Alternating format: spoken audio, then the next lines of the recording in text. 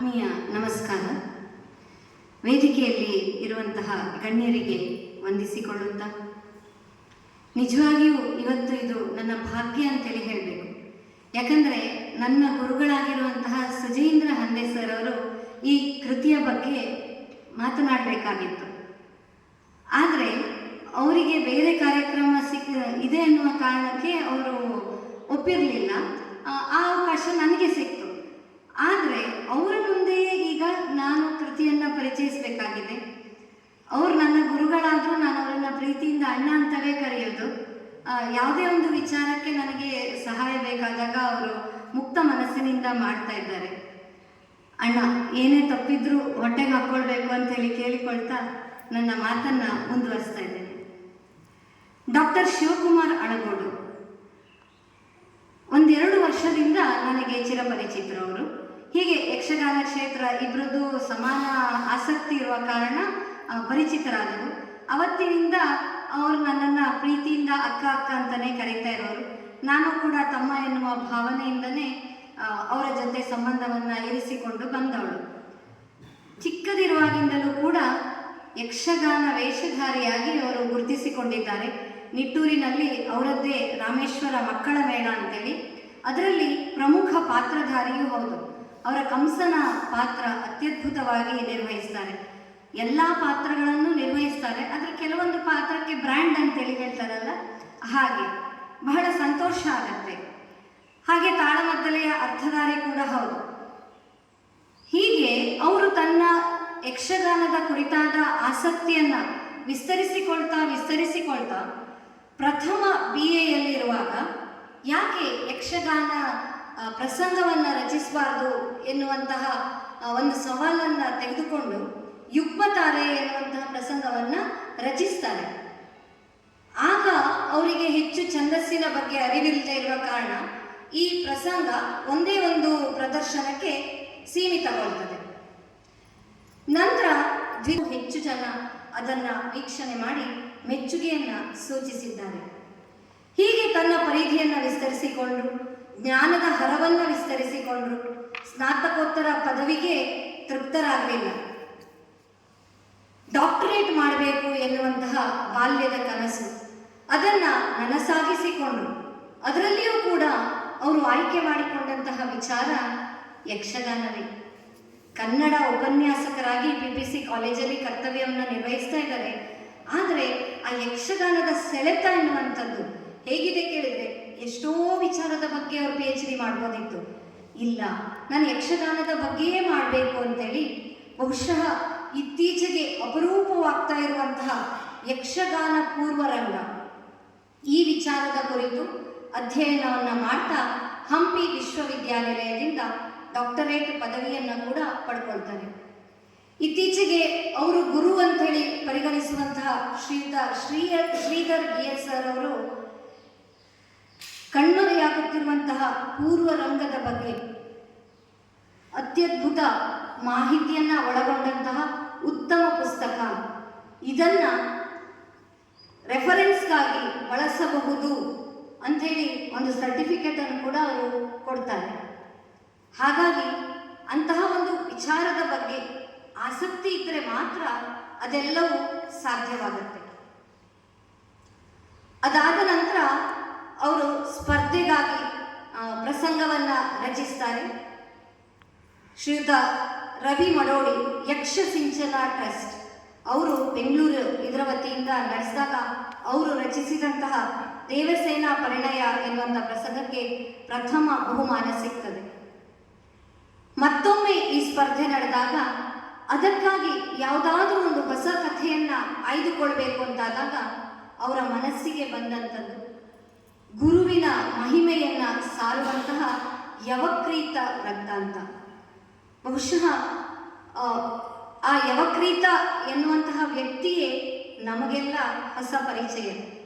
ಅವರ ಪುಸ್ತಕವನ್ನು ಬರೆದ ಮೇಲೆ ನಾನು ಆ ಹೆಸರನ್ನು ಕೇಳಿರುವಂಥದ್ದು. ಅಂತಹ ಒಂದು ಅಪರೂಪದ ಕಥೆಯನ್ನು, ಇದು ಮಹಾಭಾರತದ ವನಪರ್ವದಲ್ಲಿ ಬರ್ತದೆ, ಅದನ್ನು ಆಯ್ದುಕೊಂಡು ಗುರುವಿನ ಮಹತ್ವವನ್ನು ಸಾರುವಂತಹ ಪ್ರಯತ್ನವನ್ನು ಮಾಡ್ತಾರೆ. ಈ ಕೃತಿ ರಂಗದಲ್ಲಿ ಪ್ರಯೋಗಿಸಲ್ಪಡುವ ಒಂದು ಇದನ್ನೆಲ್ಲ ನೋಡಿಕೊಂಡು ಅದಕ್ಕೆ ದ್ವಿತೀಯ ಬಹುಮಾನ ಕೂಡ ಸಿಗ್ತದೆ. ಒಟ್ಟು ಅವರು 7 ಪ್ರಸಂಗಗಳನ್ನು ಬರೆದಿದ್ದಾರೆ. ಇವತ್ತು ಅವರು ಬರೆದಂತಹ 6ನೇ ಪ್ರಸಂಗವಾದಂತಹ ಶ್ರೀಕೃಷ್ಣ ಕಾರುಣ್ಯ ಮತ್ತು 7ನೇ ಪ್ರಸಂಗವಾದ ಯವಕ್ರೀತ ವೃತ್ತಾಂತ, ಎರಡೂ ಕೃತಿಯೂ ಕೂಡ ಒಟ್ಟಿಗೆ ಬಿಡುಗಡೆಯಾಗ್ತಾ ಇದೆ. ಇದಕ್ಕೆ ಶ್ರೀಯುತ ವಸಂತ ಭಾರದ್ವಾಜ್ ಸರ್ ಅವರು ಮುನ್ನುಡಿಯನ್ನ ಬರೀತಾರೆ. ಶ್ರೀಕೃಷ್ಣ ಕಾರುಣ್ಯ ಎನ್ನುವಂತಹ ಪ್ರಸಂಗ ತಾಳಮದ್ದಲೆ ಪ್ರಯೋಗಕ್ಕಾಗಿಯೇ ರಚಿಸಲ್ಪಟ್ಟಿರುವಂಥದ್ದು. ಹಿಂದೊಮ್ಮೆ ದೀಪಾವಳಿಯ ಸಂದರ್ಭದಲ್ಲಿ ಸ್ಪಂದನ ಟಿವಿಯವರು ಒಂದು ಕಾರ್ಯಕ್ರಮವನ್ನು ನೀಡಬೇಕು ಅಂತೇಳಿ ಹೇಳಿದಾಗ ಆ ಕಾರ್ಯಕ್ರಮವನ್ನು ಕೊಟ್ಟಿದ್ವಿ. ಅದರಲ್ಲಿ ನನಗೂ ಕೂಡ ಪಾತ್ರವನ್ನು ನಿರ್ವಹಿಸುವಂತಹ ಅವಕಾಶವನ್ನು ಕೊಟ್ಟಿದ್ರು ಅವರು. ಇದು ಕುಚೇಲೋಪಾಖ್ಯಾನದ ಕಥೆಯನ್ನು ಸಾರ್ತದೆ. ಕೃಷ್ಣ ಮತ್ತು ಕುಚೇಲರ ಒಂದು ಸಂಬಂಧ, ಸ್ನೇಹಿತರು ಹೇಗಿರಬೇಕು ಎನ್ನುವ ಬಗ್ಗೆ ಹೇಳ್ತಾ ಹೋಗುತ್ತೆ. ಕುಚೇಲ ಬಡವನ ಆದರೆ ಕೂಡ ಕೃಷ್ಣ ಸ್ನೇಹಿತ ಅಂತೇಳಿ ಅವನ ಸ್ನೇಹವನ್ನು ದುರುಪಯೋಗಪಡಿಸಿಕೊಳ್ಳುವುದಿಲ್ಲ.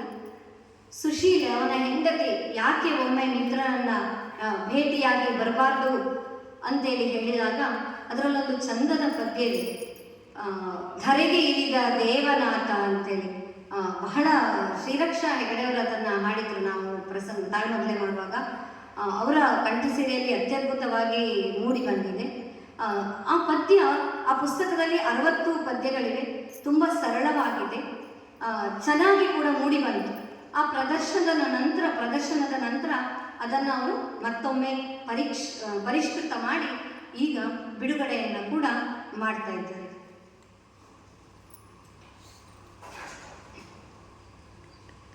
ಈ ಕೃತಿಯಲ್ಲಿ ಬರುವಂತಹ ಕಥಾವಸ್ತು ಇರ್ಬೋದು, ಪಾತ್ರ ಸೃಷ್ಟಿ ಇರ್ಬೋದು, ಭಾಷಾ ಶೈಲಿ, ಇಲ್ಲಿ ಎಲ್ಲವೂ ಕೂಡ ರಂಗತಂತ್ರಗಳನ್ನು ಸಮುಚಿತವಾಗಿ ಬಳಸಿಕೊಂಡಿದ್ದಾರೆ. ಅಭಿನಯಕ್ಕೆ ಅನುಕೂಲವಾಗುವಂತೆ ಈ ಎರಡೂ ಕೃತಿಗಳು ಕೂಡ ಮೂಡಿ ಬಂದಿವೆ. ಯವಕ್ರೀತ ವೃತ್ತಾಂತದಲ್ಲಿರುವಂಥದ್ದು ಈಗಾಗಲೇ ಹೇಳಿದಾಗೆ ಮಹಾಭಾರತದ ವನಪರ್ವದ ಕಥೆ. ಇದರಲ್ಲಿ 11 ಪಾತ್ರಗಳ ಸುತ್ತ ಹೆಣೆದಂತಹ ಒಟ್ಟು 156 ಪದ್ಯಗಳಿವೆ. ವಿಶೇಷ ಅಂತ ಹೇಳಿದರೆ 70 ವಿವಿಧ ರೀತಿಯ ಛಂದೋಬಂಧಗಳು ಇವೆ. ಇಲ್ಲಿ ಸಮೀಕೃತ ಬಂಧಗಳನ್ನು ಕೂಡ ಕಾಣಲಿಕ್ಕೆ ಸಾಧ್ಯ ಇದೆ. ಸಮೀಕೃತ ಬಂಧ ಅಂತ ಹೇಳಿದರೆ 2-3 ಅಥವಾ 3-4 ಛಂದಸ್ಸನ್ನು ಒಂದೇ ಪದ್ಯದಲ್ಲಿ ಹಾಕಿ ವಿಶಿಷ್ಟವಾಗಿ ಪ್ರಯೋಗವನ್ನು ಮಾಡಿರುವಂಥದ್ದು. ಬಹುಶಃ ಎಲ್ಲರೂ ಈ ರೀತಿಯ ಪ್ರಯೋಗಕ್ಕೆ ಮುಂದಾಗೋದಿಲ್ಲ. ಇವತ್ತಿನ ದಿನದಲ್ಲಿ ಶ್ರೀಧರ್ DS ಇರ್ಬೋದು, ಅಥವಾ ಗಣೇಶ್ ಕೊಲೆಕಾಡಿಯವರಿರ್ಬೋದು, ಅಥವಾ ಶಿವಕುಮಾರ್ ಅಳಗೋಡು, ಇಂಥವರು ಯಾರಿಗೆ ಹೊಸ ಪ್ರಯೋಗವನ್ನು ಮಾಡಬೇಕು ಅನ್ನಿಸ್ತದೋ ಅಂತಹ ಕವಿಗಳು ಈ ರೀತಿಯ ಒಂದು ಸವಾಲನ್ನು ಸ್ವೀಕರಿಸಿ ಅದರಲ್ಲಿ ಯಶಸ್ವಿಯಾಗ್ತಾರೆ. ಈ ಮೂಲಕ ಲಯ ವೈವಿಧ್ಯವನ್ನು ಅವರು ಸಾಧಿಸ್ತಾ ರಂಗದಲ್ಲಿ ಗಾನ ನಾಟ್ಯಗಳ ಅನನ್ಯತೆಗೆ ಪುಷ್ಟಿಯನ್ನು ನೀಡ್ತಾರೆ. ಇವುಗಳಲ್ಲಿ ಆಗಲೇ ಹೇಳಿದಾಗೆ ಸಮೀಕೃತ ಬಂಧಗಳು ಇರುವುದರಿಂದ ಕಲಾವಿದರ ಸೃಜನಶೀಲತೆಗೆ ಅವಕಾಶ ಸಿಗ್ತದೆ. ಯಾಕಂದರೆ ಮುಮ್ಮೇಳ ಕಲಾವಿದನಾಗಿರುವಾಗ ಅವನಿಗೂ ಏನೋ ಒಂದು ಮಾಡಬೇಕಂತಿರ್ತದೆ. ಅವರ ಒಂದು ಸೃಜನಶೀಲತೆಗೆ ವಿಪುಲವಾದ ಅವಕಾಶವನ್ನು ಕೂಡ ನಾವು ನೋಡ್ಬೋದಾಗಿದೆ. ಇದು ಶ್ರೀಕೃಷ್ಣ ಕಾರುಣ್ಯ. ಇದರಲ್ಲಿ 4 ಪಾತ್ರಗಳಿವೆ. ಇದರಲ್ಲಿಯೂ ಕೂಡ 21 ಛಂದೋಬಂಧಗಳಿವೆ. ಸಹಜ ಪ್ರಾಸ ಇರ್ಬೋದು, ವರ್ಣ ಸಂಯೋಜನೆ, ಪಲ್ಲವಿ ಅನುಪಲ್ಲವಿಗಳ ಜೋಡಣೆಯಿಂದ ಈ ಬಂಧ ಮನಸ್ಸಿಗೆ ಮುದವನ್ನು ನೀಡುತ್ತದೆ. ಒಂದು ಪದ್ಯವನ್ನು ಉಲ್ಲೇಖಿಸುವುದಾದರೆ, ತರಣ ನಿನ್ನಯ ವಾಂಛೆ ಸರಿಯಲ್ಲ ಫಲವಿಲ್ಲ, ಗುರುಸೇವೆಯಿಂದಷ್ಟೇ ವೇದ ಸಿದ್ಧಿಪುದು, ಬಂದೆ ಮತ್ತೇಕೆ ನಶ್ವರ ದೇಹಕ್ಕೆ ಶಿಕ್ಷೆ, ನರಜನ್ಮ ಪಿರಿದು ಯೋಚಿಸು ಬಾಳು ಕೆಡದು ಅಂತ. ಇದು ಸಂದರ್ಭ ಯವಕ್ರೀತ ಎನ್ನುವನು ಗುರುವಿಲ್ಲದೆ ವಿದ್ಯೆಯನ್ನು ಪಡಿಬೇಕು ಅಂತ ದೇವೇಂದ್ರನನ್ನ ಒಲಿಸಿಕೊಳ್ಳುವುದಕ್ಕೆ ಹೋಗ್ತಾನೆ.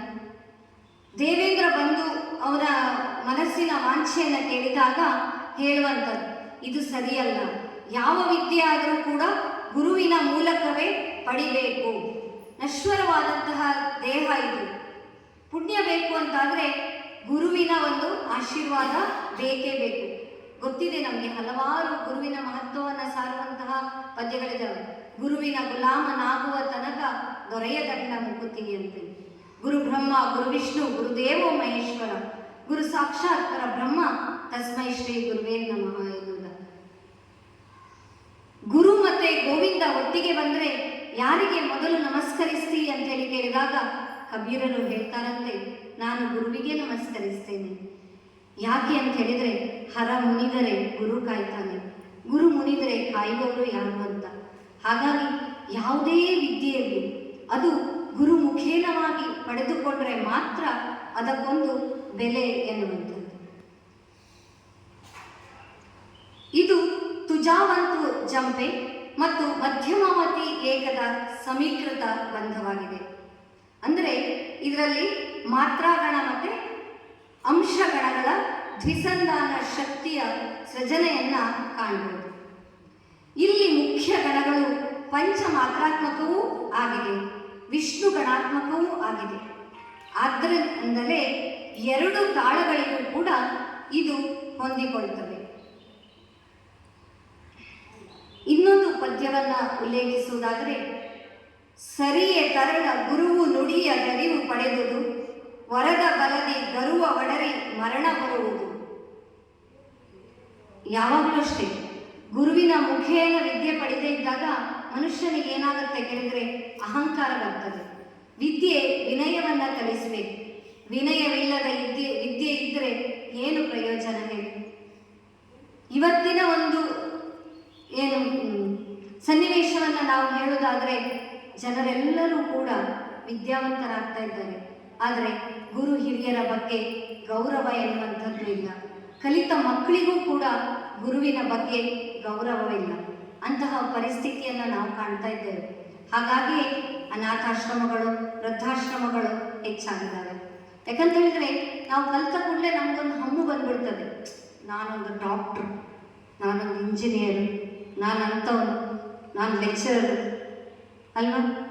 ಯಾರನ್ನು ಬಿಡುವುದಿಲ್ಲ ಗರ್ವ ಎನ್ನುವಂಥದ್ದು.